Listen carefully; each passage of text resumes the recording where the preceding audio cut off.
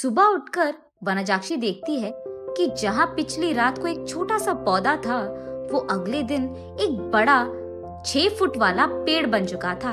और इतना ही नहीं, उनपे बैंगन भी इतने भरे भरे और 4 गुना बड़े भी उग गए थे।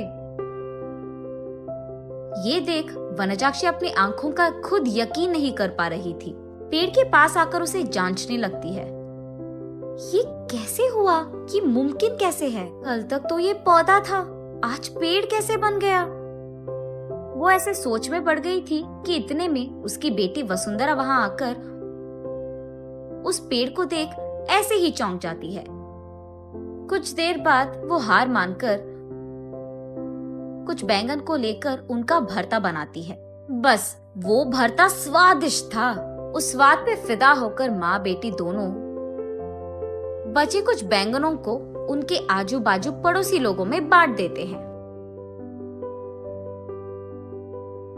अगले दिन उस बैंगन के स्वाद पे फिदा होकर बार बार वनजाक्षी के घर आकर उनसे बैंगन पूछते हैं। और इतना ही नहीं, जितने बैंगन को कल वो पेड़ से तोड़े थे, उतने ही बैंगन अगले दिन वापस उग गए थे।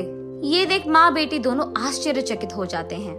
तब दोनों फैसला करते हैं कि इन बैंगनों को मुफ्त में नहीं देना है। ये कहकर बेचते हैं कि ये जादुई पेड़ है और इसके बैंगन बहुत स्वादिष्ट हैं। ऐसे वो बैंगन दुगने रेट में बिक जाते हैं। कुछ ही दिनों में इन स्वादिष्ट बैंगनों के बारे में और वो बड़ा सा बैंगन के पेड़ के बारे में इधर उधर बात फैलकर आजू बाजू पड़ोसी शहर तक पहुंच जाता है। इसलिए हर रोज सुबह शुरू होते ही पेड़ में भर के बैंगन उगते थे और उनके लिए लोगों की लाइन लग जाती थी सुबह सुबह, और वो भी वनजाक्षी के घर के बाहर। वनजाक्षी का पैसों का डिब्बा हर रोज पैसों से भर जाता था और ये बहुत साधारण सी चीज होती थी। कुछ ही दिनों में वनजाक्षी का नाम बैंगन से जुड़ गया और सब उसे बैंगन बेचने वाली वनजाक्षी करके बुलाने लग गए। और इतना ही नहीं, वो बहुत कम समय में उस सारे गांव में सबसे अमीर बन जाती है। बड़ी सी बंगला बनवाती है और उस बैंगन के पेड़ के चारों ओर बाड़ लगवा देती है और उस पेड़ के पास एक सिक्योरिटी गार्ड को भी रख लेती है। एक दिन वसुंधरा वनजाक्षी के पास जाकर ऐसे कहती है, माँ, रातों रात एक छोटा सा पौधा इतना बड़ा पेड़ कैसे बन गया? और ऊपर से अगर सारे के सारे बैंगन हमने तोड़ दिया तो भी अगले दिन उनके जगह में उतने ही भर के बैंगन उग जाते हैं। ये कैसे मुमकिन है? अरे हाँ, मैं भी इस चीज के बारे में सोचना भूल गई। चलो, जो भी हुआ उनसे हमारा अच्छा ही तो हुआ। अब तो मुझे तुम्हारी शादी की भी कोई फिक्र नहीं है बेटा, ऐसे कहती है। और ठीक तभी वनजाक्षी को एक बात याद आती है। उस समय में जब भी वनजाक्षी के लिए रिश्ते लाते थे तो कुछ भी सेट नहीं होता था। अगर वसुंधरा को लड़का पसंद आ गया तो लड़के वालों को इनका दहेज नहीं पसंद आता था, और अगर लड़के ने वसुंधरा को पसंद कर लिया तो वसुंधरा को वो लड़का पसंद नहीं आता था। ऐसे बहुत सारे रिश्ते देख देख कर वनजाक्षी थक कर ये सोचने लगती है कि शायद उसकी बेटी के कुंडली में कोई दोष है, इसीलिए वो बहुत सारे पूजा पाठ करवाती रहती थी। ऐसे ही एक दिन वो मंदिर में पूजा करवा के घर लौटती रहती है। तब रास्ते में उसे एक बैंगन का टुकड़ा नजर आता है। उसे लेकर वो अपने घर के सामने रख देती है।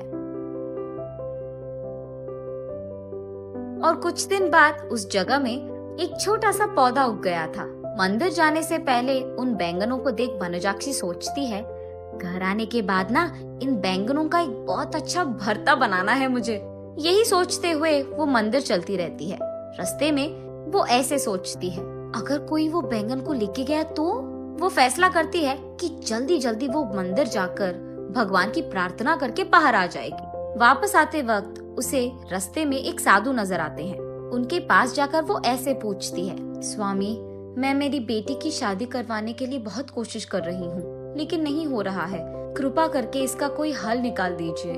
ठीक है, उस जगह पे बैठकर अपनी पूरी मन से प्रार्थना करो, ऐसे कहते हैं साधु। तब वनजाक्षी उस साधु के सामने बैठकर इसी डर में पड़ी रहती है कि कहीं कोई उस बैंगन को चुरा ना ले। हे भगवान, मेरे घर जाने तक उन बैंगनों को संभाल के रखना, किसी को उसे चुराना नहीं है। इसका प्रार्थना करके वो उठकर साधु के पास जाकर आशीर्वाद दीजिए स्वामी, ऐसे कहती है। तब साधु कहते हैं, जो प्रार्थना तुमने अपने मन से, पूरे मन से किया है, तुम्हें वो हासिल होगा, और वो भी दुगने में। जाओ बेटी। तब जाकर वनजाक्षी को समझ आता है कि हुआ क्या था, और वो वसुंधरा को ये सब समझा देती है। तो तुमने मेरी शादी के बारे में नहीं, बैंगन के बारे में प्रार्थना किया था? हाँ, तुम भी ना, ये कहकर हंस लेती है। चलो जो भी हुआ, हमारा तो भला ही हुआ ना बेटी। इस बैंगन के पेड़ के वजह से हम अमीर बन गए हैं, और कल ही तुम्हारा स्वयंवर है, तैयार हो जाओ। ये कहकर आजू बाजू पड़ोस के सारे गांव में डंडोरा पिटवाती है कि उससे भी अमीर लोग उसकी बेटी से शादी करने के लिए स्वयंवर आ जाए। तब तक बैंगन बेचने वाली वनजाक्षी तो बहुत प्रसिद्ध थी, और उस घर के जादुई बैंगन का पेड़ भी। इसीलिए उससे रिश्ता पक्का करने के लिए बहुत सारे अमीर लोग लाइन में लग गए थे। उनमें से अमीर और अच्छा दिखने वाले एक आदमी से वनजाक्षी अपनी बेटी वसुंधरा की शादी करवा लेती है। कुछ दिन बाद जब उसकी सारी जिम्मेदारियां खत्म हो गई थी, वनजाक्षी उस बैंगन के पेड़ के पास बैठकर ऐसे सोचने लगती है, उस दिन मुझे इस बैंगन के बारे में काश कुछ सोने का ख्याल आया होता। बैंगन के बदले में सोना दुगने में मिल जाता था, तब मैं और अमीर बन जाती थी।